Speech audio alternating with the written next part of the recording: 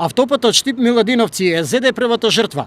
31 годишен жител на Велес со иницијали КК загина доцна синоќа откако возејќи во обратен правец. Директно се судрил со автомобил, а потоа на него налетали уште две други. Во 23 часот и 35 минути било пријавено дека на автопатот Свети Николе Штип кај селото Кривидол се случила сообраќајна незгода помеѓу патничко моторно возило Мерцедес со скопски регистарски ознаки, управуван од БЈ на возраст од 47 години од Штип, мопед скутер Хамачи без регистарски таблици, управуван од 31 годишниот возач КК од Велес, патничко моторно возило Ауди А4, управуван од 51 годишниот возач ЗК, и патничко моторно возило Опел Астра со штипски регистарски ознаки, управуван од 28 годишниот АТ од селото Соколарци, општина Чешиново, Блешево.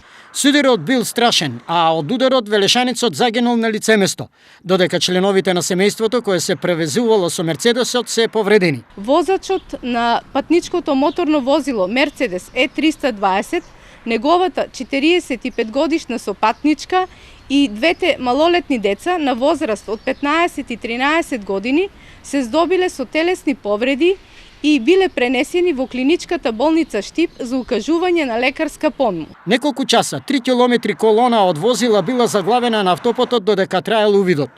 Големата гужва била резултат на огромниот број навивачи кои синоќа се враќале понад преворот Македонија-Полска, додека велешаницот пак од собир на моторџии во Свети Николе веројатно тргнал кон Велес. За само 2 дена од официјалното пуштање во употреба, автопатот Штип-Миладиновци веќе се натопи со крв. Потврда за тоа е ова што е позадивашиот известувач. Тука на некои 2 до 3 метри од рапортот кој што го даваме сега, се може да се видат остатоци дамки од крв на асфалтот, што значи дека синоќа се случила страшна трагедија.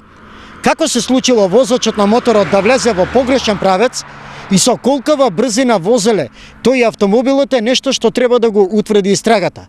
Сепак на крајот на краиштата жално е што веќе овој автопат си зема данок во крв.